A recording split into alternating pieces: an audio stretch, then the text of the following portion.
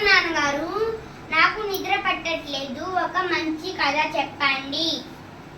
కథ చెప్పాలి తల్లి, నిద్ర పట్టట్లేదా? అనగనగా ఒక అడవిలో ఒక కుక్క, ఒక సింహం పెరుగుతూ ఉన్నాయి. ఆ కుక్క సింహం చేష్టలన్నీ చూసింది. ఆ కుక్క సింహం బుద్ధులన్నీ దానికి అగ్గాయి. కుక్క అనుకుంది, నేను సింహాన్ని అనుకుంది. అది అనుకోకుండా దానికి 3 తోడేళ్ళు సావాసం అయ్యాయి. ఆ తోడేళ్ళు నేర్పించాయి, ఈ సింహాన్ని అంత్యం చేస్తే అడవికి నువ్వే రాజు,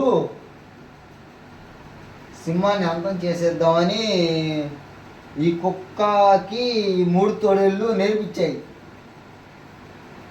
ఆ కుక్క కూడా అనుకుంది, నిజమే కదా, ఈ సింహాన్ని అంతం చేస్తే నేను అడవికి రాజే కదా అని కుక్క అనుకుంది. అనుకోకుండా దాని కుక్క నక్కలకి అదృష్టం తగ్గట్టు అనుకోకుండా అడవిలో ఒక తుఫాను మొదలైంది. తుఫాను మొదలయ్యి ఆ తుఫానులో సింహం కళ్ళలో దుమ్ము పడింది. దుమ్ము పడంగానే ఈ కుక్క నక్కలు కలిసి ఆ సింహం మీద దాడి చేశాయి.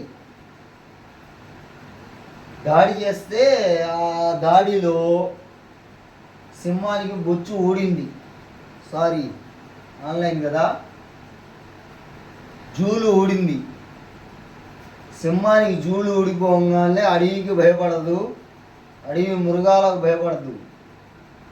సింహం సింహమే. దెబ్బ తింటే సింహం మాటు వేసి దెబ్బ వేయడానికి ఎప్పుడు కాసుకొనే ఉండిద్ది అవకాశం కోసం. అవకాశం చూసి సింహం పంజా విప్పిందా, అడవి అంతమే, అడవి మృగాలు అంతమే.